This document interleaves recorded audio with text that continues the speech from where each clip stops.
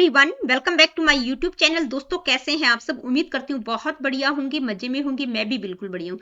तो जो बच्चे एजुकेशन सब्जेक्ट में नेट का प्रिपरेशन कर रहे हैं, जेआरएफ के लिए तैयारी कर रहे हैं, उन बच्चों के लिए सीरीज मैंने स्टार्ट की है। पेपर 2 की तैयारी हम यहाँ पर कर रहे हैं। एजुकेशन सब्जेक्ट की मैं बात कर रही हूँ। पहला यूनिट है एजुकेशनल स्टडीज, जिसमें बहुत सारे सब टॉपिक्स हम कवर कर चुके हैं, जो कि अगली स्लाइड में मैं आप लोगों को बता दूंगी। अभी हमने कॉन्ट्रीब्यूशन ऑफ थिंकर्स वाला टॉपिक स्टार्ट किया था, और आज की इस वीडियो में हम नेल नॉर्डिंग्स की एजुकेशनल फिलॉसफी को बिल्कुल डिटेल में समझेंगे। तो देखिए, टॉपिक को स्टार्ट करूं उससे पहले आप लोगों को बता देती हूं कि क्या कुछ हम कर चुके हैं इस पहले यूनिट में। तो contribution of Indian schools of philosophy, ठीक है, ये वाला टॉपिक हम बिल्कुल डिटेल में कर चुके हैं। ये वाला पूरा का पूरा कंप्लीट पार्ट, ठीक है। Contribution of western schools of thoughts वाला पार्ट भी बिल्कुल कर चुके हैं। और कॉन्ट्रीब्यूशन ऑफ थिंकर्स वाला टॉपिक रिसेंटली मैंने स्टार्ट किया है, जिसमें हम 6 इंडियन थिंकर्स कर चुके हैं। उसके बाद जो 3 वेस्टर्न थिंकर्स हैं, उसमें हम पाउलो फ्रेरे की एजुकेशनल फिलॉसफी को कर चुके हैं। और आज की इस वीडियो में हम नेल नॉर्डिंग्स की एजुकेशनल फिलॉसफी को समझेंगे। स्टार्ट करते हैं एक ब्यूटीफुल इंट्रोडक्शन के साथ। तो नेल नॉर्डिंग कौन है? नेल नॉर्डिंग अमेरिका की एक बहुत ही इन्फ्लुएंशियल एजुकेशनल फिलॉसफर हैं, ठीक है। शिक्षा दार्शनिकों में सबसे ज्यादा प्रभावशाली मानी जाती हैं। यहाँ पर ये जो लेडी दिखाई दे रही है, यही है nail नॉर्डिंग। She is best known for her ethics of care theory, which changed the way educators understand morality, relationship and the purpose of the schooling। यानी कि सबसे ज्यादा वो अपनी ethics of care theory के लिए जानी जाती है। आप जब इनको पढ़ेंगे, पूरा इनकी एजुकेशनल फिलॉसफी को समझेंगे, तो केयर केयर केयर, ठीक है, ये वर्ड आपके दिमाग में बैठ जाना चाहिए। इसको आप कनेक्ट कर सकते हैं नेल नॉर्डिंग के साथ, ठीक है। केयर पर उन्होंने बहुत ज्यादा इंफोसाइज किया है। तो जो केयर थ्योरी उनके द्वारा दी गई थी, एथिक्स ऑफ केयर, या जिसको हम केयर मॉडल के नाम से भी जानते हैं, तो उस थ्योरी ने जो है एजुकेटर्स को मोरलिटी, रिलेशनशिप और स्कूल का पर्पज क्या है, ठीक है, यानी कि उनका जो नैतिकता का सिद्धांत था, जिसने शिक्षकों के लिए नैतिकता, संबंधों और स्कूली शिक्षा के उद्देश्य को समझने का दृष्टिकोण ही चेंज कर दिया था। कि भाई पहले चीजें कंटेंट बेस्ड होती थी, तो उन्होंने केयर पर बहुत ज्यादा इंफेसाइज किया है। She worked as a school teacher for 17 years, later becoming professor and dean at Stanford university, and after retirement worked at Columbia university. यानी कि 17 सालों तक उन्होंने स्कूल में टीचिंग की। और कौन सा सब्जेक्ट वो पढ़ाती थी, तो ये आपको ध्यान में रखना है, वो मैथ पढ़ाती थी, मैथ की टीचर थी। उसके बाद वो प्रोफेसर, डीन भी रही है स्टैनफोर्ड यूनिवर्सिटी में। रिटायरमेंट के बाद उन्होंने कोलंबिया यूनिवर्सिटी को भी ज्वाइन किया है, वहां पर भी उन्होंने काम किया है।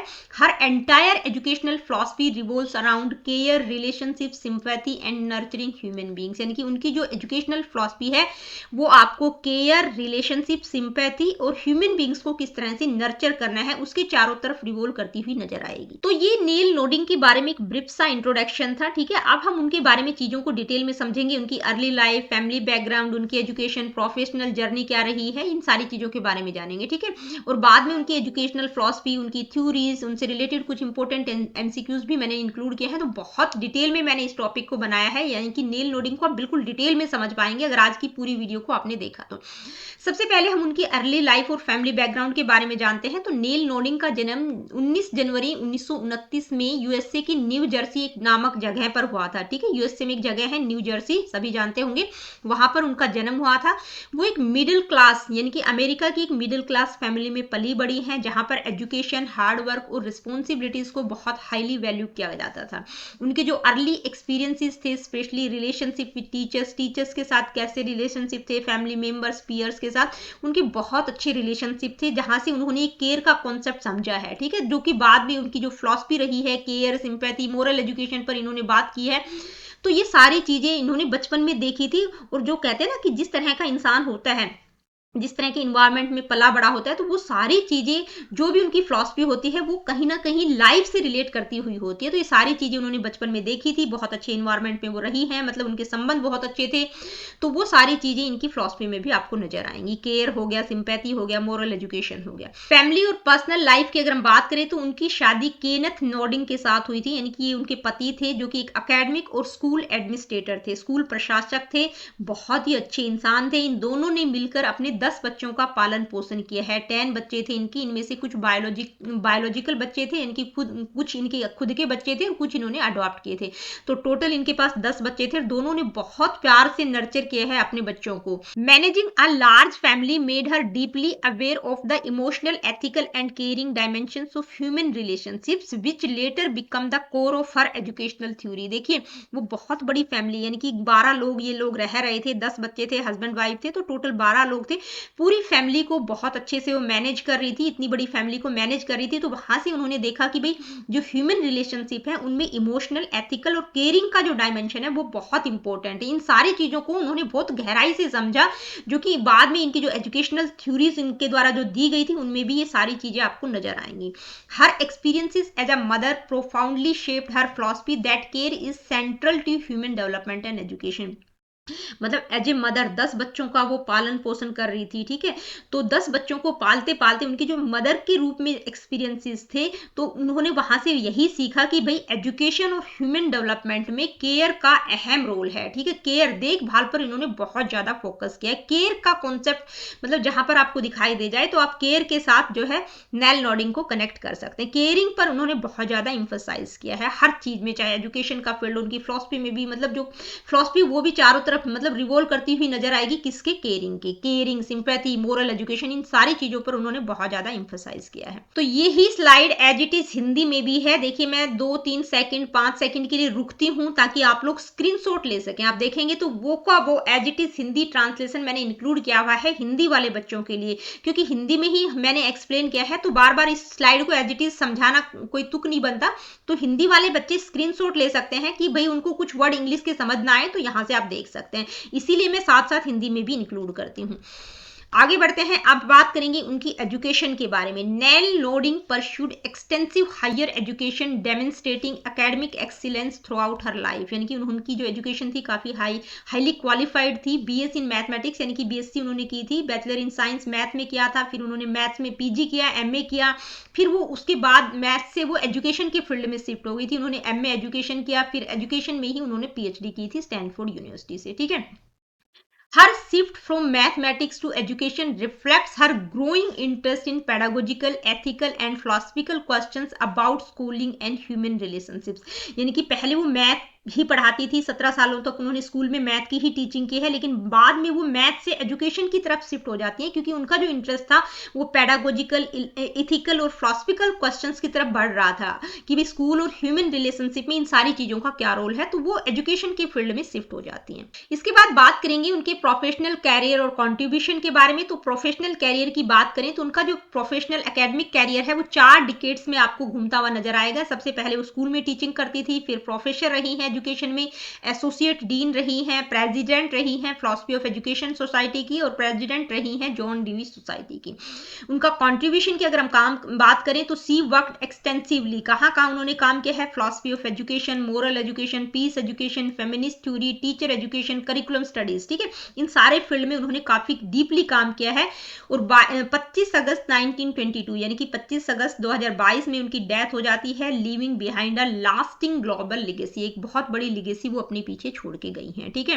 तो ये उनके बारे में बेसिक इंफॉर्मेशन थी। इसके बाद बात करेंगे उनके मेजर वर्क की, भाई उन्होंने कौन कौन सी बुक्स, कौन कौन सी उनकी रचनाएं हैं, ठीक है। उनका मेजर वर्क क्या है नेल नोडिंग का, तो देखिए ये इंपॉर्टेंट बुक्स हैं उनकी सारी की सारी, जहां पर अगर देखिए हम कहते हैं ना कुछ लॉजिक भी लगा सकते हैं, क्योंकि इन्होंने केयरिंग पे बहुत ज्यादा इंफोसाइज किया। जैसे मैंने पाउलो फ्रेरे की जब एजुकेशनल फिलॉसफी में करवा रही थी तो उनकी बुक्स में आपने देखा होगा pedagogy of oppress, pedagogy, pedagogy आपने वर्ड देखा होगा।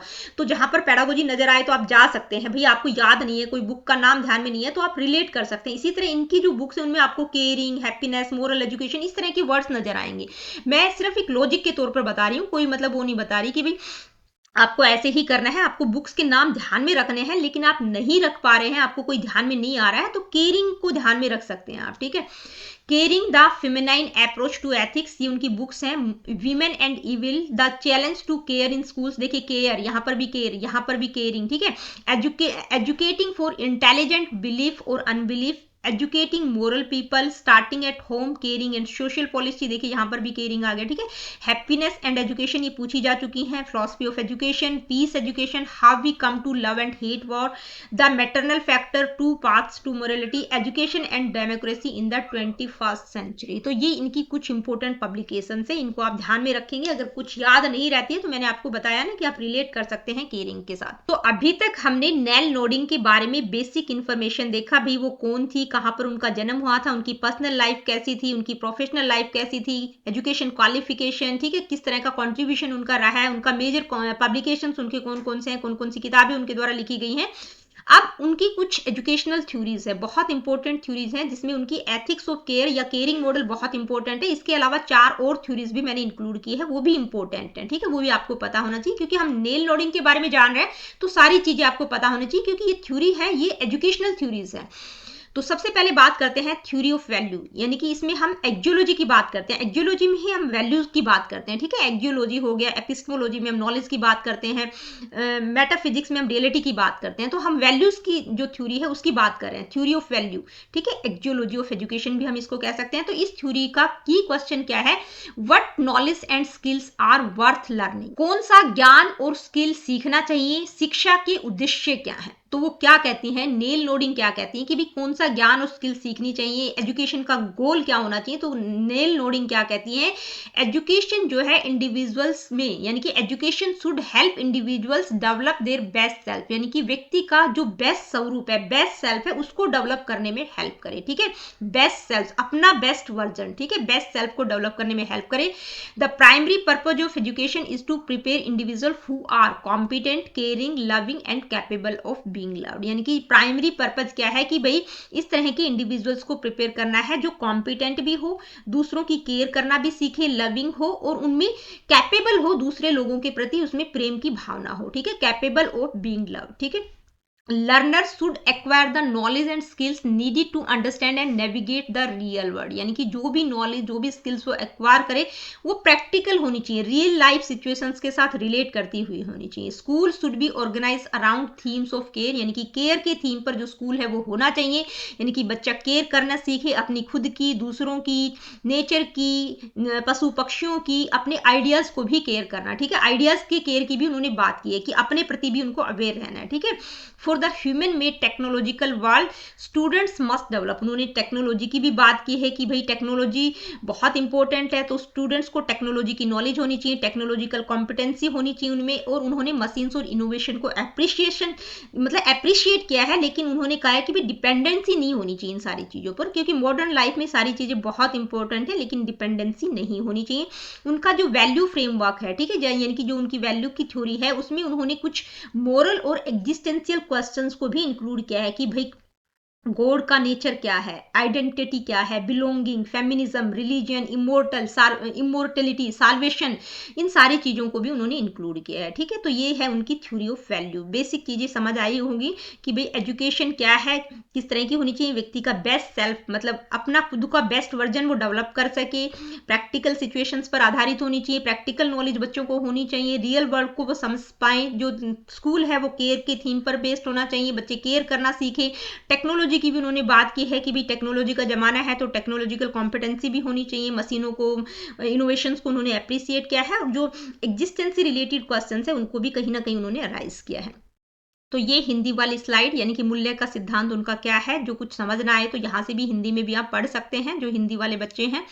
आगे बढ़ते हैं, इसके बाद हम बात करेंगे थ्योरी ऑफ नॉलेज, एपिस्टेमोलॉजी, यानी कि नॉलेज, एपिस्टेमोलॉजी में हम नॉलेज की बात करते हैं, ठीक है। तो इस शॉर्ट में मैंने एपिस्टेमोलॉजी डाल दिया है। कौन सी थ्योरी है, नॉलेज की थ्योरी है, ज्ञान का सिद्धांत क्या कहता है। अब इस थ्योरी का की क्वेश्चन क्या है कि भाई नॉलेज है क्या, और वो बिलीफ और एरर से किस तरह से डिफरेंट होती है, ज्ञान है क्या और विश्वास और एरर से किस तरह से डिफरेंट होता है। तो इस थ्योरी के थ्रू नेल नोडिंग क्या बताती है कि ज्ञान क्या है, तो वो क्या कहती है, नॉलेज एज कल्चरल कैपिटल, ठीक है, ये वर्ड आपको ध्यान में रखना है। जैसे वैल्यू की थ्योरी में उन्होंने बेस्ट सेल्फ की बात की है, इसमें इन्होंने कल्चरल कैपिटल की बात की है कि जो नॉलेज है वो क्या है, सांस्कृतिक पूंजी है, क्या है, a powerful resource that expends opportunity, यानी कि एक पावरफुल रिसोर्स है जो कि अपॉर्चुनिटीज को एक्सपेंड करता है। जैसे हम कहते हैं ना, मनी क्या है, कौन सा मनी क्या है, आर्थिक पूंजी है, इकोनॉमिक कैपिटल, मनी को हम क्या कहते हैं, इकोनॉमिक कैपिटल। इसी तरह से नेल नोडिंग क्या कहती है कि जो नॉलेज है वो कल्चरल कैपिटल है, यानी कि जिस भी सोसाइटी में आप रह रहे हैं तो नॉलेज के द्वारा ही आप अपना एक अच्छा मुकाम हासिल कर सकते हैं। तो उनका मानना क्या है कि भी जो ज्ञान है, जब ज्ञान यानी कि जो नॉलेज है वो किसी व्यक्ति को समाज में एक अपना मुकाम हासिल करने में हेल्प करता है, तो वो नॉलेज को कल्चरल कैपिटल मान दिए, एक पावरफुल रिसोर्स है जिसके द्वारा आप अपनी अपॉर्चुनिटीज को एक्सपेंड कर सकते हैं। तो नॉलेज हो गया, स्किल्स हो गया, लैंग्वेज एक्विजिशन हो गया, एजुकेशनल क्वालिफिकेशन हो गया, इन सारी चीजों को वो कल्चरल कैपिटल कहती हैं। Knowledge is not merely theoretical, यानी कि जो नॉलेज है वो थ्योरेटिकल नहीं होनी चाहिए कि भाई आपने पढ़ लिया बस किताबों में जो कुछ बताया गया उसको आपने जैसा टीचर ने बताया वैसा आपने रट्टा लगा लिया, वो नॉलेज नहीं है। थ्योरेटिकल नहीं, प्रैक्टिकल नॉलेज की बात करती है कि भाई नॉलेज ऐसी होनी चाहिए जिसमें डायरेक्ट एक्सपीरियंसेस, कोई चीज आप डायरेक्ट ऑब्जर्व करके सीखें, direct experiences, reflection, interpretation drawn from life, यानी कि आपको एनालाइज करना है, रिफ्लेक्ट करना है, ठीक है, ये सारी चीजें होनी चाहिए नॉलेज में, ठीक है। डायरेक्ट एक्सपीरियंसेस और रिफ्लेक्शन और इंटरप्रिटेशन पर आधारित होनी चाहिए। Knowledge is acquired through live experiences, यानी कि लाइव एक्सपीरियंसेस के थ्रू आप चीजों को, नॉलेज को एक्वायर करें। रिलेशनशिप, एक्टिव इंगेजमेंट होना चाहिए। तो वो क्या डिफाइन करती है, उनकी जो एजुकेशन की डेफिनेशन है वह क्या कहती है, a constellation of encounters planned and unplanned that promote growth through the acquisition of knowledge, skills, understanding and appreciation. ये जो कोटेशंस है ये एज इट इज पूछी भी जा चुकी है और पूछी भी जा सकती है, ठीक है। कभी कभी कोटेशन आ जाता है, कभी उनकी बुक से रिलेटेड क्वेश्चन आ जाता है, कभी उनकी थ्योरी से रिलेटेड क्वेश्चन आ जाता है। तो आपको ध्यान में रखना है, ये उन्होंने एजुकेशन को डिफाइन किया है कि जो एजुकेशन है वो क्या है, कॉन्स्टिलेशन ऑफ इनकाउंटर्स, यानी कि एजुकेशन क्या है, कलेक्शन ऑफ एक्सपीरियंसेस। कॉन्स्टिलेशन का मतलब कलेक्शन ऑफ एक्सपीरियंसेस, उसमें बहुत तरह के एक्सपीरियंसेस हैं जिसमें कुछ एक्सपीरियंस प्लान्ड होते हैं जो टीचर के द्वारा प्लान किए जाते हैं, कुछ नेचुरल भी होते हैं जो अनप्लान्ड होते हैं। तो ये सारी चीजें यानी कि जितने भी एक्सपीरियंसेस हैं प्लान्ड और अनप्लान्ड, दोनों बच्चों की यानी कि जो लर्नर है उसकी ग्रोथ करने में हेल्प करते हैं, ठीक है। तो एजुकेशन को उन्होंने इस तरह से डिफाइन किया है कि एजुकेशन में जितने भी एक्सपीरियंसेस होते हैं, कुछ प्लान्ड होते हैं, कुछ अनप्लान्ड होते हैं, दोनों ही तरह के एक्सपीरियंसेस जो है लर्नर की ग्रोथ करते हैं, यानी कि उसको नॉलेज को, स्किल्स को, अंडरस्टैंडिंग, एप्रिसिएशन को एक्वायर करने में हेल्प करते हैं। अब इनकी जो थ्योरी है उसमें कहा ना कि भाई नॉलेज बिलीफ से किस तरह से डिफर करती है। तो नॉलेज डिफर करती है बिलीफ से, क्योंकि जो नॉलेज होती है वो कॉन्टेक्सचुअल होती है, एक्सपीरियंशियल होती है, टेस्टेबल होती है, इंटरेक्शन विद द वर्ल्ड, ठीक है। यानी कि आप नॉलेज को टेस्ट कर सकते हैं, एक्सपीरियंस पर आधारित होती है, कॉन्टेक्स्ट बेस्ड होती है। अब कॉन्टेक्सचुअल की हमने बात की, कॉन्टेक्स्ट बेस्ड कैसे होती है, भाई जिस भी कॉन्टेक्स्ट में आप रह रहे हैं वहां पर वो चीज हो सकता है एक जगह पर जो नॉलेज है वो आपके लिए हेल्पफुल हो, एक स्थिति में नॉलेज हेल्पफुल हो सकती है, वही नॉलेज दूसरी स्थिति में हेल्पफुल ना हो। जैसे अगर आप गांव में रह रहे हैं और आपको खेती बाड़ी, पशुपालन, इन सारी चीजों की नॉलेज है तो वो आपके लिए हेल्पफुल है, लेकिन वही नॉलेज आपको शहर में हेल्प नहीं करेगी, ठीक है। आप सिटी में रह रहे हैं तो वो सारी चीजें वहां पर आपको हेल्प नहीं करेंगी। तो नॉलेज क्या है, कॉन्टेक्सचुअल है, एक्सपीरियंस है, भाई आपको ऑब्जर्व करके सीखना है, एक्सपीरियंस पर आधारित होनी चाहिए। मान लीजिए आप साइकिल चलाना सीख रहे हैं तो आप खुद चला के देखेंगे तभी वो चीज आपको आएगी। आप गाड़ी चलाना सीख रहे हैं, आप कुछ भी चीज सीख रहे हैं तो एक्सपीरियंशियल बेस्ड होती है नॉलेज, ठीक है। इसके बाद है टेस्टेबल, यानी कि नॉलेज को टेस्ट किया जा सकता है लेकिन बिलीफ को टेस्ट नहीं किया जा सकता, ठीक है। अब जैसे हम बात करें कि जैसे वाटर का बॉइलिंग पॉइंट क्या है, तो वो 100 डिग्री सेल्सियस होता है एट द सी लेवल, लेकिन ये टेस्टेबल है, प्रूवन है, ठीक है। लेकिन अगर हम कहें कि भाई जो वार्म वाटर है वो हेल्थ मतलब जितनी भी डिजीज है उनको क्योर करता है, तो ये क्या है, ये साइंटिफिकली प्रूवन तो नहीं है कि भाई जो वार्म वाटर है उसके द्वारा जितनी भी बीमारियां उनको दूर किया जा सकता है, उनको क्योर किया जा सकता है। ये एक बिलीफ है, एक ओपिनियन है, एक फेद है, ठीक है। तो ये डिफरेंस होता है बिलीफ और नॉलेज में। आई होप कि चीजें आप लोगों को क्लियर हो गई होंगी। ये हिंदी वाली स्लाइड यानी कि ज्ञान का सिद्धांत क्या है आप देख लीजिएगा। मैं रुकती इसलिए हूं ताकि आप लोग स्क्रीनशॉट ले सकें। आगे बढ़ते हैं, अब हम बात करेंगे थ्योरी ऑफ ह्यूमन नेचर। इसको हम क्या कहेंगे, एंथ्रोपोलॉजी ऑफ एजुकेशन, ठीक है। ह्यूमन नेचर की जो थ्योरी है उसको एंथ्रोपोलॉजी ऑफ एजुकेशन के नाम से भी हम जानते हैं। तो इस थ्योरी का की क्वेश्चन क्या है कि what is a human being, यानी कि मानव को क्या है और वो यूनिक क्यों है, दूसरी स्पीसीज से वो अलग क्यों है, डिफरेंट क्यों है। तो इसके बारे में उनका की आइडिया क्या है, यानी कि ये क्या कहती हैं कि भाई जो ह्यूमन बीइंग है वो दूसरी स्पीसीज से किस तरह से डिफरेंट है। तो वो कहती है कि जो ह्यूमन बीइंग है वो सिर्फ चीजों को मतलब पैसिव ऑब्जर्वर नहीं है, वो क्या करते हैं, एक्टिवली पार्टिसिपेट करते हैं वर्ल्ड में जो भी एक्टिविटीज हो रही हैं। वो सिर्फ सोचते ही नहीं है, देखते भी हैं, एनालाइज करते हैं, ठीक है, डिसीजंस लेते हैं, रिलेशनशिप को बिल्ड करते हैं, केयरिंग का कॉन्सेप्ट उनमें होता है, एक दूसरे की देखभाल वो करते हैं। तो इन सारी चीजों के कारण ये सारी चीजें ह्यूमन बीइंग को स्पेशल बनाती हैं रादर देन दूसरी जो स्पीसीज है उनसे यूनिक बनाती हैं, ठीक है। The ability to reason, reflect and care distinguish human from other species, यानी कि ये जो एबिलिटीज हैं भाई वो रीजनिंग करते हैं, रिफ्लेक्ट करते हैं, केयर करते हैं, ये सारी चीजें ह्यूमन बीइंग को दूसरी स्पीसीज से डिफरेंट बनाती हैं। वो क्या कहती हैं, ये कोटेशन है उनकी, ठीक है, पूछी भी जा चुकी है। She asserts we human beings are in the world not merely watching it from outside, यानी कि ह्यूमन बीइंग सिर्फ चीजों को बाहर से देख नहीं रहे हैं, वो उनमें मतलब एक्टिवली इन्वॉल्व है उन सारी चीजों में। वो ह्यूमन पोटेंशियल के बारे में क्या कहती हैं कि मतलब जो ह्यूमन पोटेंशियल है उस चीज को कौन सी चीजें सेव करती हैं। तो रिलेशनशिप हो गया कि भाई जहां पर भी हम रह रहे हैं वहां पर हम किस तरह की रिलेशनशिप रखते हैं, कल्चरल इन्वायरमेंट जिस कल्चर में हम रह रहे हैं, इमोशनल और मोरल एक्सपीरियंसेस, ये सारी चीजें ह्यूमन पोटेंशियल को शेप करती हैं। She acknowledged that Western culture traditionally defines human as rational animals, यानी कि वो क्या कहते हैं कि जो हमारा वेस्टर्न कल्चर है उसमें ह्यूमन बीइंग को रैशनल एनिमल्स कहा गया है, लेकिन वो स्ट्रांगली आर्ग्यू करती हैं कि भाई केयरिंग भी उतनी ही इंपॉर्टेंट है, यानी कि जितनी थिंकिंग इंपॉर्टेंट है उतनी ही केयरिंग का कॉन्सेप्ट भी इंपॉर्टेंट है। तो ये था उनका थ्योरी ऑफ ह्यूमन नेचर। ये हिंदी वाली स्लाइड एज इट इज आप देख लीजिएगा, स्क्रीनशॉट ले लीजिएगा। आगे बढ़ जाते हैं, इसके बाद बात करेंगे थ्योरी ऑफ लर्निंग। ये थ्योरी ऑफ लर्निंग की भी बात करती हैं। तो उनकी जो लर्निंग थ्योरी है उसका की क्वेश्चन क्या है, हाउ डू इंडिविजुअल्स लर्न, यानी कि जो इंडिविजुअल्स है वो कैसे सीखते हैं और नॉलेज और स्किल्स को कैसे एक्वायर किया जा सकता है। तो इसके बारे में नेल नोडिंग क्या कहती हैं, वो कहती हैं कि भाई जो लर्निंग है वो कॉन्टेक्सचुअल और रिलेशनल एस्पेक्ट पर आधारित होती है, यानी कि रिलेशनशिप और जो रियल लाइफ सिचुएशंस है उस पर आधारित होती है। सिर्फ ब्रेन के अंदर ही ये सारी चीजें नहीं होती, यानी कि सिर्फ कॉग्निटिव प्रोसेस को हम लर्निंग नहीं कहेंगे कि हमने चीजों को मेमोराइज कर लिया, रट लिया या समझ लिया, वो सारी चीजें नहीं। कॉन्टेक्सचुअल और रिलेशन पर भी लर्निंग आधारित होती है। सी वो क्या किसको सपोर्ट करती है, वो कंस्ट्रक्टिविज्म को सपोर्ट करती हैं। ठीक है, इसको ध्यान में रखना है। हर थ्योरी का एक की पॉइंट है, मैंने आपको बताया भी है। ठीक है, जैसे जो पहली थ्योरी थी उसमें बेस्ट सेल्फ की बात की गई है, जो दूसरी नॉलेज वाली थी उसमें नॉलेज को कल्चरल कैपिटल कहा गया है। लर्निंग में वो कंस्ट्रक्टिविज्म की बात करती हैं। ठीक है, तो देखिए लर्निंग की थ्योरी में उन्होंने कंस्ट्रक्टिविज्म पर बहुत ज्यादा इंफेसाइज किया है कि भाई जो लर्नर है वो अपनी नॉलेज खुद क्रिएट करते हैं, किसके द्वारा, पर्सनल एक्सपीरियंसेस के थ्रू।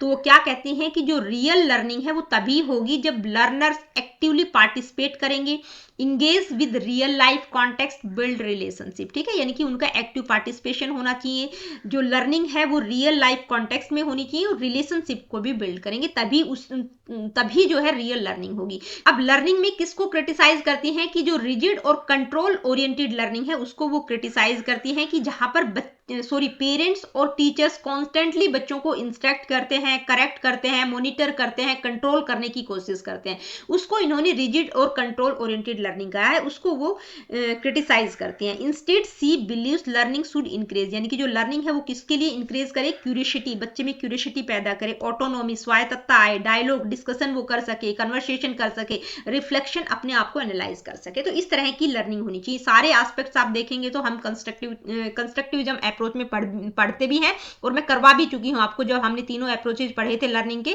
बिहेवियरिज्म, कॉग्निटिविज्म और कंस्ट्रक्टिविज्म। ठीक है, तो ये सारे कंस्ट्रक्टिविज्म अप्रोच के पॉइंट है, क्यूरियोसिटी, ऑटोनोमी, डायलॉग, रिफ्लेक्शन, ठीक है, एनालाइज करना चीजों को, ये सारे कंस्ट्रक्टिविज्म अप्रोच में हम पढ़ते हैं। तो वो कंस्ट्रक्टिविज्म अप्रोच की ही बात करती हैं।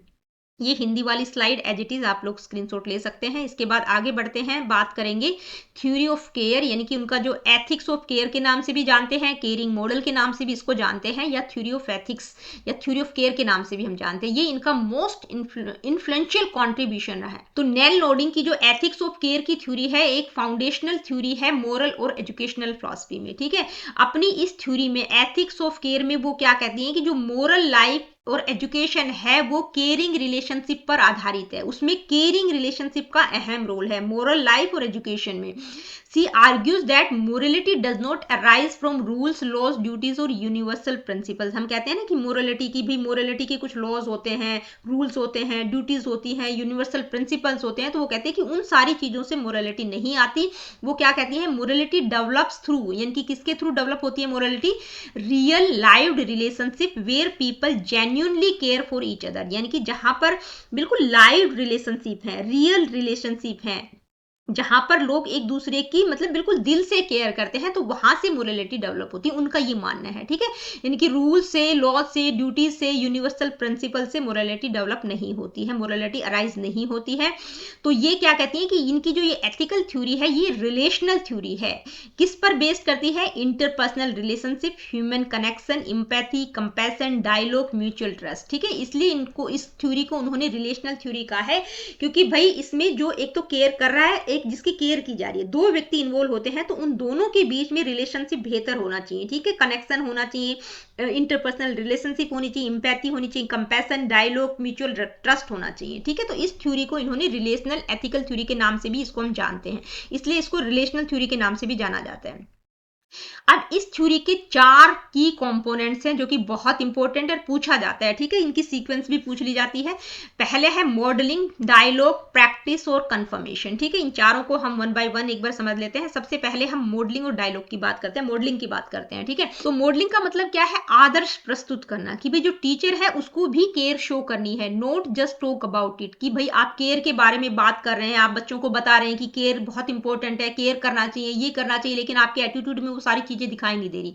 तो जब तक आप टीचर जो है रोल मॉडल के रूप में अपने आप को प्रस्तुत नहीं करेगी कि उसके व्यवहार में वो सारी चीजें झलकनी चाहिए, वो केयर वाली चीजें होनी चाहिए, क्योंकि बच्चे जो है टीचर की द्वारा जो चीजें बताई गई हैं उसकी बजाय उसकी व्यवहार से चीजें ज्यादा सीखते हैं, उसके एटीट्यूड से चीजें सीखते हैं, ठीक है। तो तभी बच्चों को चीजें वहां से क्लियर होंगी, ठीक है। जो केयरिंग का कॉन्सेप्ट है वहां से उनमें डेवलप होगा। Students learn caring by observing caring teachers, यानी कि अगर टीचर खुद बच्चों की केयर कर रही है, टीचर के व्यवहार में चीजें दिखाई देती है, तो वहां से चीजें बच्चे सीखते हैं, ठीक है। तो मॉडलिंग का मतलब एक आदर्श के रूप में टीचर को अपने आप को प्रस्तुत करना है। इसके बाद है डायलॉग, यानी कि dialogue is essential because it builds relationship, it allows feedback, it helps evaluate whether care is received, यानी कि डायलॉग, डिस्कशन, म्यूचुअल कम्युनिकेशन होना बहुत जरूरी है टीचर और स्टूडेंट के बीच में। तभी तो क्या होगा, रिलेशनशिप को बिल्ड करता है डायलॉग, भाई बातचीत होगी तभी टीचर को स्टूडेंट के बारे में, स्टूडेंट को टीचर के बारे में पता चलेगा, एक रिलेशनशिप बिल्ड होगा, बच्चों में कॉन्फिडेंस आएगा। अगर टीचर का व्यवहार अच्छा है, अगर टीचर डांटती फटकारती है तो बच्चे डर के रहेंगे, वो कुछ मतलब कन्वर्सेशन कर ही नहीं पाएंगे। तो डायलॉग बहुत इंपॉर्टेंट है, ठीक है। ये रिलेशनशिप को बिल्ड करता है, ठीक है, इवेल्युएट करने में हेल्प करता है, टीचर को भी पता चलता है कि भाई जो केयर की गई है वो केयर फॉर, ठीक है, केयर फॉर का मतलब जिसकी केयर की जा रही है उसके द्वारा वो रिसीव हुई कि नहीं, ठीक है, कि केयर रिसीव हुई कि नहीं, उसको भी इवेल्युएट किया जा सकता है डायलॉग के द्वारा। इसके बाद है प्रैक्टिस और कंफर्मेशन। अब प्रैक्टिस यानी कि अभ्यास, भाई जो बच्चे हैं उनको केयरिंग की प्रैक्टिस करवानी है रियल एक्टिविटीज के थ्रू, कि भाई वो अपने क्लासमेट की हेल्प करना सीखे, ग्रुप वर्क जब वो कर रहे हैं तो एक दूसरे की केयर करे, सोशल सर्विसेज जो भी उनको दी जा रही है वहां से वो केयरिंग का कॉन्सेप्ट समझेंगे नहीं, मतलब उनकी हैबिट में आ जाएगा कि उस चीज की वो प्रैक्टिस कर रहे हैं, रियल एक्टिविटीज के रूप में केयरिंग की प्रैक्टिस करवानी है, ठीक है। छात्रों को वास्तविक गतिविधियों से देखभाल का अभ्यास कराना चाहिए, जैसे सहयोग, समूह कार्य, सेवा गतिविधियां, ठीक है। कंफर्मेशन, अब कंफर्मेशन का मतलब स्वीकृति, कंफर्मेशन का मतलब है कि बच्चे को जैसा वो है उसको ऐसे ही रूप में स्वीकार करना है और उसको इंप्रूवमेंट के लिए इंक्रेज करना है, ठीक है। Teacher must encourage and confirm the best in students, they help students recognise their potential, उनके अंदर जो भी पोटेंशियलिटीज है उनको रिकॉग्नाइज करने में टीचर बच्चों की हेल्प कर सकता है। मान लीजिए जैसे एक टीचर देख रहा है कि भाई एक बच्चा मैथ की कोई प्रॉब्लम सोल्व कर रहा है और वो थोड़ा सा अटक जाता है, तो टीचर उसको डांटने की बजाय उसको प्यार से समझा सकता है कि भाई ये तो तुम इजीली कर सकते हो क्योंकि तुमने इससे टफ वाले क्वेश्चन सोल्व किए हैं, यानी कि टीचर उसको एक्सेप्ट भी कर रहा है और उसको इंप्रूवमेंट के लिए, यानी कि उसकी जो एबिलिटीज है उसको एज इट इज एक्सेप्ट भी कर रहा है, ठीक है, उसको कंफर्म भी कर रहा है और उसको इंप्रूवमेंट के लिए इंक्रेज भी कर रहा है। तो ये जो है नेल नोडिंग का जो केयरिंग मॉडल या एथिक्स ऑफ केयर की थ्योरी है उसके 4 कंपोनेंट्स हैं। कौन कौन से? पहला है मॉडलिंग, डायलॉग, प्रैक्टिस और कंफर्मेशन। इसके अलावा इसी थ्योरी में केयरिंग का जो कॉन्सेप्ट उनके द्वारा दिए गए हैं इसमें उन्होंने कुछ की कॉन्सेप्ट्स की भी बात की है, ठीक है। Caring, sympathy versus empathy, caring for और caring about, relation requires two people, ठीक है। ये जो 4 कंपोनेंट्स, 4 कॉन्सेप्ट हमने देखे हैं क्योंकि ये केयरिंग से रिलेटेड ही हैं। Caring, sympathy versus empathy, caring for and caring about और रिलेशन रिक्वायर्स टू पीपल्स। तो इनको एक बार हम वन बाय वन समझेंगे। सबसे पहले ये की कॉन्सेप्ट्स हैं जिनकी बात की गई। तो केयरिंग तो उनकी फिलॉसफी का हार्ट है कि भाई आपको देखभाल करना है, ठीक है। केयरिंग पर तो उन्होंने सबसे ज्यादा इंफेसाइज किया है, इसको बार बार समझने की जरूरत नहीं है, उसकी बात उन्होंने बार बार की है कि ये एक्टिव, रिलेशनल और मोरल प्रैक्टिस है, यानी कि एक सक्रिय, संबंध परक और नैतिक क्रिया है। अब सिंपैथी वर्सेस सिंपैथी, उन्होंने सिंपैथी और एम्पैथी दोनों पर ही इंफेसाइज किया है, लेकिन अगर आप लोगों से पूछा जाए कि सिंपैथी और एम्पैथी दोनों हैं और दोनों में से आप किसके साथ जाएंगे, तो आप एम्पैथी के कंपैरिजन में आप सिंपैथी के साथ जाएंगे, ठीक है, क्योंकि वो सिंपैथी को प्रेफर करती हैं ओवर एम्पैथी। एम्पैथी को वो क्या कहती हैं कि थोड़ा सा वेस्टर्न मस्कुलाइन इंटेलेक्चुअल है, यानी कि पश्चिमी पुरुष प्रधान और बौद्धिक कॉन्सेप्ट है। एम्पैथी को वो क्या कहती हैं कि अब ये जो वर्ड इन्होंने यूज किया मस्कुलाइन, इसको इन्होंने बाद में थोड़ा सा रिजेक्ट भी कर दिया था। बाद में इन्होंने जो भी अपने थ्योरीज जो डेवलप की उसमें इसको रिजेक्ट कर दिया था। पहले उन्होंने इस शब्द का प्रयोग किया था एम्पैथी के लिए कि मस्कुलाइन है, लेकिन बाद में इन्होंने इसको रिजेक्ट कर दिया था। ये इम्पैथी की बजाय सिंपैथी पर फोकस करती हैं कि फीलिंग विद इमोशनल कनेक्शन, क्योंकि जो इम्पैथी है इसमें कॉग्निटिव प्लस इमोशनल दोनों फैक्टर आ जाते हैं, लेकिन जो सिंपैथी है इसमें सिर्फ आप इमोशनली कनेक्ट है। तो ये क्यों डिफर मानती हैं सिंपैथी को इम्पैथी से? तो इनका मानना क्या है कि जो इम्पैथी है वो कॉग्निटिव प्रोसेस है, कि भाई इम्पैथी में क्या होता है कि किसी भी व्यक्ति ने उस चीज को खुद रियलाइज किया है, ठीक है, इनर कनेक्शन है कि इस सिचुएशन से मैं भी गुजरा हूं, तो इसलिए वो ये चीजें महसूस कर रहा है। तो वो कहते हैं कि ये मतलब व्यक्ति कॉग्निटिव लेवल पर सोच रहा है, ठीक है। सिंपैथी में सिर्फ इमोशनल रिलेशनशिप होता है कि आपने उस चीज को फेस नहीं किया, फिर भी आप इमोशनली उसके साथ कनेक्ट हैं, ठीक है। तो ये जो इम्पैथी है वो अंडरस्टैंडिंग फीलिंग है, यानी कि आप समझ रहे हैं क्योंकि आपने उस चीज को झेला है। फीलिंग विद द अदर्स, यहाँ पर आप इमोशनली कनेक्ट हैं, ठीक है। ये इसमें डिटैचमेंट की बात की है, ये डीप इंगेजमेंट की बात करती है सिंपैथी में, ठीक है। मे रिमेन थ्योरेटिकल, यानी कि इसको ये थ्योरेटिकल कहती हैं। थ्योरेटिकल इसलिए कहते हैं क्योंकि कॉग्निटिव प्रोसेस भी कहीं ना कहीं इन्वॉल्व है। ये सिर्फ ये जो सिंपैथी है ये क्या lead to moral caring action, ठीक है। इसको कहते हैं कि ये सिर्फ मोरल मतलब केयरिंग एक्शन को लीड करता है कि भाई आप ने वो चीज झेली नहीं है, फिर भी आप दूसरे के साथ अटैच हैं, ठीक है, इमोशनली कनेक्ट है। तो इसलिए वो इम्पैथी की बजाय सिंपैथी पर इंपसाइज करती है। और जो सिंपैथी है इसमें इनग्रोसमेंट और मोटिवेशनल डिस्प्लेसमेंट दोनों चीजें इन्वॉल्व होती हैं। अब ये इनग्रोसमेंट मोटिवेशनल डिस्प्लेसमेंट क्या होता है इसको आगे की स्लाइड्स में हम बात करेंगे। अब तीसरा कॉन्सेप्ट उनके द्वारा क्या दिया गया है, केयरिंग फॉर और केयरिंग अबाउट, क्या डिफरेंस होता है। अब ये केयरिंग फॉर क्या है, केयरिंग फॉर क्या है, डायरेक्ट और फेस टू फेस केयरिंग है, मतलब बिल्कुल आमने सामने आप केयर कर रहे हैं, यानी कि इसमें रिलेशनशिप एग्जिस्ट करता है किसके बीच में। एक होता है केयरर, यानी कि केयरर का मतलब क्या होता है, केयरर मतलब जो केयर कर रहा है, एक होता है केयर्ड फॉर।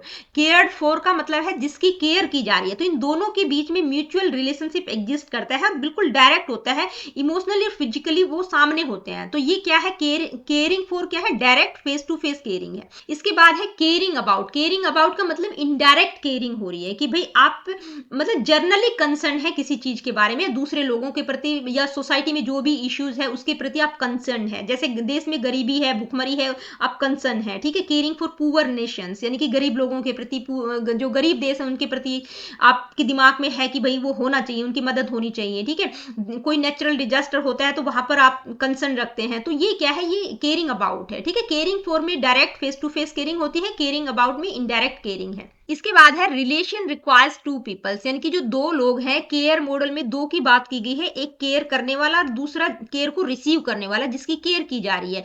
तो ये थ्योरी रिलेशनल है। तो इसमें दो लोग होते हैं, केयरर और केयर्ड फॉर। केयरर का मतलब जो केयर कर रहा है, केयर्ड फॉर जिसकी केयर की जा रही है। तो उनके बीच में रिलेशन होना बहुत जरूरी है, और वो रिलेशन तभी बनेगा जब केयर फॉर की तरफ से रिस्पॉन्स आएगा कि हाँ उसने केयर को रिसीव किया है। अगर केयर को रिसीव ही नहीं कर पाया, जिसकी केयर की जा रही है उसको लग ही नहीं रहा कि उसकी केयर की गई है, तो वहां पर कोई भी रिलेशनशिप एग्जिस्ट नहीं करेगा। मान लीजिए एक टीचर है, बच्चे को कुछ समझा रही है, कुछ बता रही है, लेकिन बच्चे की तरफ से कोई रिस्पॉन्ड ही नहीं आता है, वो कुछ रिस्पॉन्ड ही नहीं करता, उस केयर को एक्सेप्ट ही नहीं करता है, तो वहां पर कोई भी म्यूचुअल रिलेशनशिप एग्जिस्ट नहीं करेगा। तो रिलेशनशिप तभी बनेगा जब केयरर यानी कि जो केयर कर रहा है उसकी केयर सामने वाले के द्वारा रिसीव की जाती है, उसकी तरफ से कोई रिस्पॉन्ड आता है, तभी म्यूचुअल रिलेशनशिप एग्जिस्ट करेगा। तो रिलेशनशिप होना बहुत जरूरी है, ठीक है। Relationship requires two people. इसके बाद बात करेंगे नेल नोडिंग की, जो केयर मॉडल थ्योरी है। इसमें उन्होंने केयरिंग के भी 4 कंपोनेंट्स बताए हैं। केयरिंग के कौन कौन से कंपोनेंट की बात की गई है,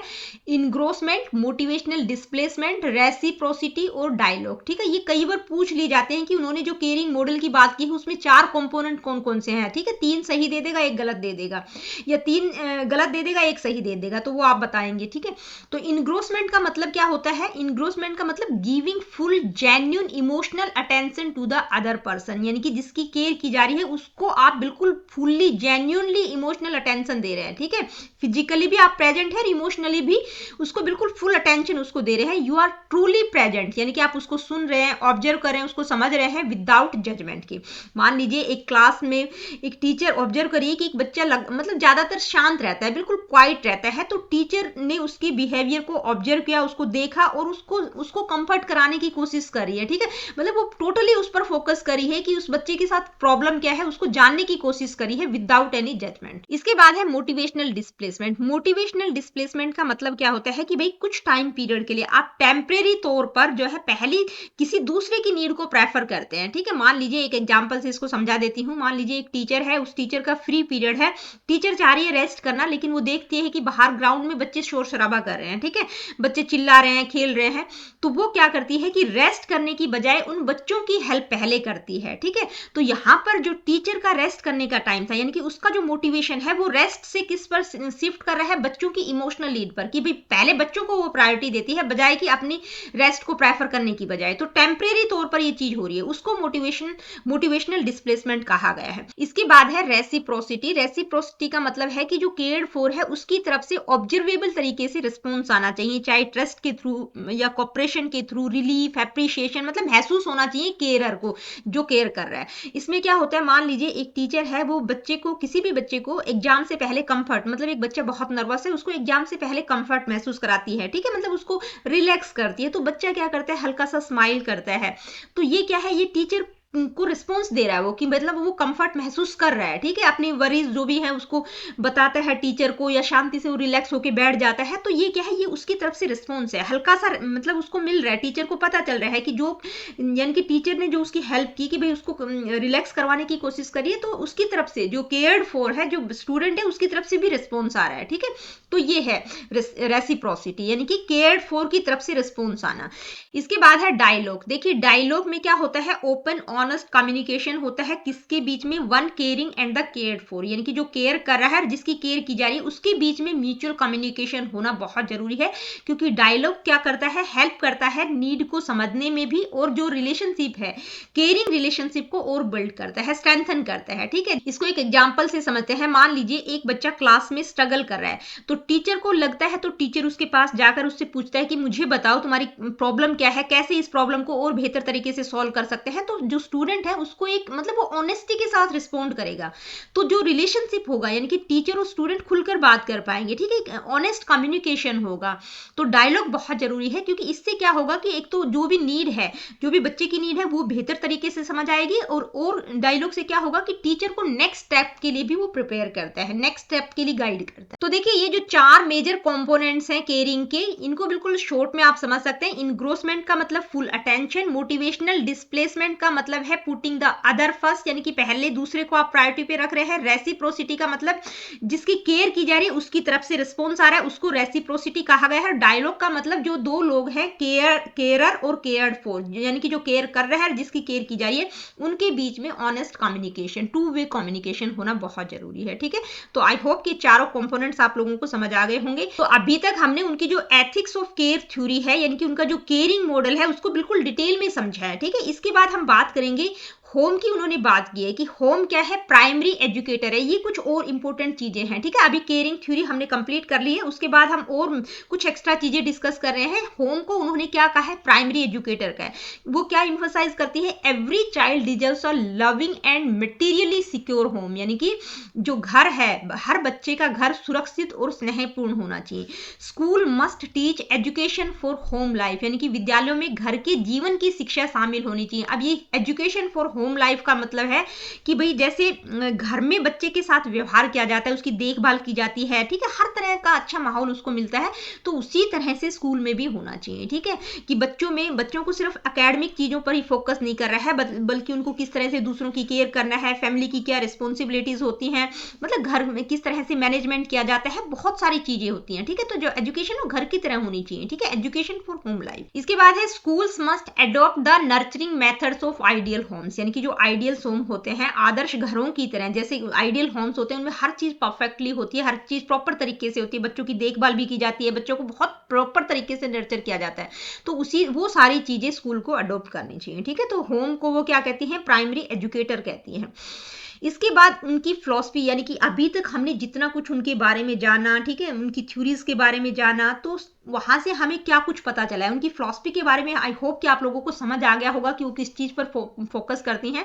तो जो नोडिंग है वो क्या कहती हैं कि education must be rooted in caring relationship, यानी कि इस पर तो इन्होंने सबसे ज्यादा इंफोसाइज किया, यानी कि शिक्षा का आधार ही क्या होना चाहिए, केयर, यानी कि देखभाल पर आधारित संबंध होने चाहिए, ठीक है, केयर होना चाहिए, केयरिंग रिलेशनशिप की उन्होंने बात की है।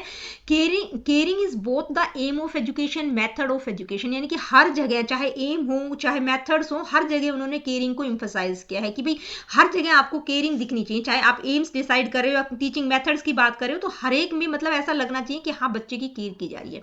School must focus on relationship, sympathy, dialogue and moral growth, यानी कि सिर्फ एकेडमिक्स पर ही फोकस नहीं कर रहा है, रिलेशनशिप, सिंपैथी, डायलॉग और मोरल ग्रोथ पर भी फोकस किया जाना चाहिए स्कूल्स में बच्चों की, ठीक है। Education should prepare students to care for themselves, others and society, यानी कि बच्चों को स्कूल में इस तरह से प्रिपेयर करना है, इस तरह से तैयार करना है कि वो अच्छे ह्यूमन बींग्स बन सके, अपनी केयर कर सके, दूसरों की कर सके, सोसाइटी में भी जहां पर केयर की आवश्यकता है वहां पर वो सोसाइटी में भी अपना योगदान दे सके। तो उन्होंने केयर पर सबसे ज्यादा इंफोसाइज किया है, ये आपको ध्यान में रखना है। इसके बाद बात करेंगे इंपोर्टेंस की, भाई उनकी जो उन्होंने जो भी बातें की हैं, ठीक है, उनकी जो फिलॉसफी है उसका क्या महत्व है, उन्होंने केयर पर बहुत ज्यादा इंफोसाइज किया है। तो अगर आप देखेंगे तो उन्होंने क्या किया है, she shifted moral education from rules, यानी कि मोरलिटी में हम रूल्स की, लॉज की बात करते हैं, तो रूल्स से उन्होंने मोरल एजुकेशन को किस पे, रिलेशनशिप पर शिफ्ट किया है, ठीक है। नैतिक शिक्षा को नियमों से हटाकर संबंधों पर केंद्रित किया है।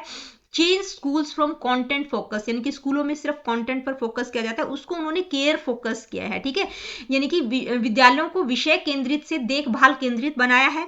Empowered girls and promoted feminist ethics, यानी कि महिलाओं और लड़कियों के अधिकारों को मजबूत किया है। इन्फ्लुएंस किया है मॉडर्न करिकुलम, काउंसलिंग और मोरल पेडागोजी को। तो ये उनकी थ्योरी, यानी कि उनकी जो फिलॉसफी है, सॉरी, उसका इंपॉर्टेंस रहेगा कि भाई उन्होंने रूल से रिलेशनशिप पर चीजें शिफ्ट की हैं, कंटेंट से केयर पर फोकस किया है, महिलाओं और लड़कियों के लिए जो है अधिकारों को, उनके जो अधिकार हैं उनको और मजबूत किया है, और जो भी मॉडर्न करिकुलम, काउंसलिंग और मोरल पेडागोजी है उसको भी उन्होंने इन्फ्लुएंस किया है। अब नेल नोडिंग के बारे में जितना भी कुछ हमने अभी तक समझा, उनकी थ्योरीज को देखा, ठीक है, उनकी 4-5 थ्योरीज हमने पढ़ी, उनकी फिलॉसफी के बारे में जाना, किस चीज पर उन्होंने सबसे ज्यादा इंफोसाइज किया, यानी कि इस पूरे टॉपिक को अगर हम कंक्लूड करना चाहें, बाइंड करना चाहें, तो हम क्या कहेंगे, Nel Noddings teaching that care is the foundation of education, यानी कि एजुकेशन का फाउंडेशन वो केयर को मानती है, देखभाल पर उन्होंने सबसे ज्यादा इंफोसाइज किया है। Learning happens best when relationships are warm, respectful and supportive, यानी कि सीखना तभी सबसे अच्छा होता है जब संबंध स्नेहपूर्ण, सम्मानपूर्ण और सहयोगपूर्ण हो, ठीक है। तो आई होप कि ये सारी चीजें आप लोगों को समझ आ गई होंगी, यानी कि केयरिंग पे उन्होंने सबसे ज्यादा इंफोसाइज किया है एजुकेशन में भी। तो ये ओवरऑल हमने नेल नोडिंग के बारे में समझा। अब इनसे रिलेटेड कुछ इंपॉर्टेंट कोटेशंस हैं, कोटेशन से रिलेटेड क्वेश्चंस डायरेक्टली पूछा जाता है, उनसे रिलेटेड कोई भी कोटेशन आपको दे दी जाएगी। तो जितनी भी कोटेशंस हैं आप देखेंगे कि इनमें अगर आप पढ़ेंगे, सारी तो मैं नहीं पढ़ रही हूँ, ठीक है, आप लोग पढ़ लीजिएगा, आप लोगों की नॉलेज के लिए मैंने डाल दी है, और बहुत इंपॉर्टेंट कोटेशंस है। तो केयरिंग आपको जहां पर दिख जाए तो आप कनेक्ट कर सकते हैं कि हाँ, कि भाई जितना भी हमने अभी तक उनके बारे में जाना है, तो उसके आधार पर, क्योंकि रट्टा नहीं लगाना है, उसके आधार पर आप समझ सकते हैं कि भाई केयरिंग पर उन्होंने सबसे ज्यादा इंफोसाइज किया है, ठीक है। तो caring is the very foundation of morality, यानी कि देखभाल नैतिकता की मूल आधारशिला है। The highest moral ideal is to be one caring and to be cared for, ठीक है, यानी कि सर्वोच्च नैतिक आदर्श क्या है कि दूसरों की देखभाल करना, स्वयं केयर्ड फॉर होना, दूसरों की देखभाल करने के लिए तत्पर होना। We learn to care by being cared for, यानी कि हम देखभाल करना तभी सीखते हैं जब हमें स्वयं देखभाल मिलती है। ये भी बहुत इंपॉर्टेंट बात है कि भाई आप जिस माहौल में रहे हैं उसी तरह की चीजें आप सीख जाते हैं, ठीक है। अब ये सारी कोटेशंस आप लोग पढ़ लीजिएगा। We human beings are in the world, not spectators watching from outside it, ये तो बीच में भी आ चुका है, ठीक है। Caring is a way of being in relation, not a set of actions, यानी कि देखभाल संबंध में रहने का एक तरीका है, केवल कार्यों का एक समूह नहीं है। तो ज्यादातर आप जितनी भी कोटेशंस है उसमें देखेंगे केयर शब्द आया है, केयर वर्ड आया है, तो आप कनेक्ट कर सकते हैं। वैसे भी इन्होंने केयर पर सबसे ज्यादा इंफोसाइज किया है, तो भाई ध्यान में नहीं भी आए तो जो भी कोटेशन इस तरह की हो तो आप कनेक्ट करके भी आंसर कर सकते हैं। अब इस टॉपिक से रिलेटेड, यानी कि नेल नोडिंग से रिलेटेड कुछ इंपॉर्टेंट एमसीक्यूज को मैंने इंक्लूड कर दिया है ताकि कॉन्सेप्ट और बेहतर हो जाए, आप लोगों का बिल्ड हो जाए। According to Nel Noddings the central element of moral education is, क्या माना है उन्होंने, जस्टिस, केयरिंग, ड्यूटी या ऑटोनॉमी। तो आई होप आप समझ ही गए होंगे, बताने की जरूरत नहीं है। नेक्स्ट क्वेश्चन है, Noddings ethics of care is primarily based on, किस पर बेस्ड है, उनकी जो एथिक्स ऑफ केयर थ्योरी है वो किस पर बेस्ड है। Universal moral laws, rational principles, relation between carer and cared for, और पनिशमेंट रिवॉर्ड थ्योरी। तो किस पर बेस्ड है, केयरर और केयर्ड फॉर के बीच में रिलेशन होना बहुत जरूरी है, ठीक है। नेक्स्ट क्वेश्चन क्या है, which of the following is not a component of Noddings caring relationship, यानी कि जो केयरिंग रिलेशनशिप की बात की उसमें मैंने आप लोगों को केयरिंग के 4 कंपोनेंट्स बताए थे, ठीक है, तो कौन सा कंपोनेंट नहीं है, इनग्रोसमेंट, मोटिवेशनल डिस्प्लेसमेंट, रेसिप्रोसिटी और ऑब्जेक्टिविटी। तो आई होप कि आप समझ ही गए होंगे, ये तीनों तो हैं ही, चौथा ऑब्जेक्टिविटी की जगह यहाँ पर क्या आएगा, डायलॉग, ठीक है, तो आपका आंसर क्या होगा, ऑब्जेक्टिविटी नहीं होगा, ठीक है। ये मेजर कंपोनेंट्स मैंने यहां पर भी डाल दिए, पीछे भी हमने कर लिए हैं। नेक्स्ट क्वेश्चन क्या है, Noddings theory rejects which type of moral approach, यानी कि नॉडिंग की जो थ्योरी है वो किस तरह की मोरल अप्रोच को रिजेक्ट करती है, duty based ethics, care based ethics, relational ethics या फेमिनिस्ट एथिक्स। तो किसको, तीन तो बिल्कुल करेक्ट है, केयर बेस्ड, रिलेशनल एथिक्स और फेमिनिस्ट एथिक्स की बात की, किसकी नहीं की, किसको रिजेक्ट करती है, ड्यूटी बेस्ड एथिक्स को रिजेक्ट करती है। नेक्स्ट क्वेश्चन क्या है, आइए देखते हैं, according to Noddings the feeling of being received by the carer is called, यानी कि जो केयरर है, जो केयर कर रहा है, उसके द्वारा जो फीलिंग रिसीव की जाती है उसको क्या कहा है नोडिंग ने, फीडबैक, रेसिप्रोसिटी, कंफर्मेशन या एप्रिशिएशन। तो इसको क्या कहा है, रेसिप्रोसिटी, यानी कि केयर्ड फॉर की तरफ से, जिसकी केयर की जा रही है उसकी तरफ से जो रिस्पॉन्स आता है उसको रेसिप्रोसिटी, रिसीव हो गया है, ठीक है, रेसिप्रोसिटी। नेक्स्ट क्वेश्चन है, Noddings ethics of care is rooted primarily in, यानी कि जो नोडिंग की एथिक्स ऑफ केयर थ्योरी है, मतलब उसका रूट क्या है, फेमिनिस्ट फिलॉसफी, पॉजिटिविज्म, एसेंशियलिज्म या बिहेवियरिज्म। तो किसकी बात की है, फेमिनिस्ट फिलॉसफी है ये उनकी, ठीक है। नेक्स्ट क्वेश्चन क्या है, Noddings believe that moral decision arise from, यानी कि मोरल डिसीजन कैसे अराइज होता है उनके according, logical reasoning, empirical testing, caring encounters, punishment and reward. तो आई होप कि आप समझ ही गए होंगे, केयरिंग इनकाउंटर्स, ठीक है, केयरिंग की बात उन्होंने की है। इन नोडिंग्स मॉडल इनग्रोसमेंट मींस, इनग्रोसमेंट का मतलब देखिए, ये जो 4 केयरिंग के कंपोनेंट्स है ना, इनग्रोसमेंट, मोटिवेशनल डिस्प्लेसमेंट, रेसिप्रोसिटी और डायलॉग, ये आपको ध्यान में रखना है, इनका मतलब भी पूछा जा सकता है या पूछा जा सकता है कि केयरिंग के जो 4 कंपोनेंट्स उसमें से आपको एक गलत दे देंगे और 3 ठीक दे देंगे, तो गलत वाला आपको बताना होगा, या एक ठीक दे देंगे 3 गलत दे देंगे तो सही वाला आपको बताना होगा, ठीक है। तो आपको पता हो इनग्रोसमेंट का मतलब क्या है, being emotionally detached, being fully attentive to the cared person, giving advice, enforcing rules. तो क्या मतलब है, इनग्रोसमेंट का मतलब आप फुल्ली अटेंटिव हैं केयर्ड पर्सन के लिए, ठीक है। नेक्स्ट क्वेश्चन क्या है, नोडिंग्स मोरल एजुकेशन इंफसाइजेस, किस पर इंफसाइज करती है उनकी moral education, standard curriculum, rote learning, real life caring situations या कॉम्पिटिटिव लर्निंग। तो आई होप कि समझ ही गए होंगे, रियल लाइफ केयरिंग सिचुएशन की बात उन्होंने की है। Next question, according to Noddings caring required, यानी कि नोडिंग के अकॉर्डिंग केयरिंग क्यों रिक्वायर्ड है, mutual recognition, only verbal communication, strict discipline या लॉजिकल आर्गुमेंट्स। तो किसके लिए जरूरी है, डायलॉग की बात की है, ठीक है, केयरिंग के लिए बहुत इंपॉर्टेंट है म्यूचुअल रिकॉग्निशन, डायलॉग डिस्कशन होना चाहिए, म्यूचुअल कन्वर्सेशन की बात उन्होंने की है। तो दोस्तों आज की इस वीडियो में हमने नेल नोडिंग के एजुकेशनल फिलॉसफी यानी कि उनके बारे में बिल्कुल डिटेल में चीजें डिस्कस की है और लास्ट में कुछ इंपॉर्टेंट एमसीक्यूज को भी डिस्कस किया है। आई होप कि चीजें आप लोगों को क्लियर हो गई होंगी, नेल नोडिंग के बारे में आप लोगों को बेहतर तरीके से समझ आ गया होगा। अगर फिर भी कोई डाउट है तो आप मुझसे कमेंट करके पूछ सकते हैं। मिलती हूँ आप लोगों से अपनी अगली वीडियो में। Really good, take care of yourself. देखिए वीडियो सेशंस आप लोगों को पसंद आते हैं तो वीडियोस को लाइक, शेयर और चैनल को सब्सक्राइब आप कर सकते हैं। किसी प्रकार का क्वेश्चन, क्वेरीज, फीडबैक आपका है, do comment in the comment section. तो आप कमेंट करके मेरे को जरूर बताया करो।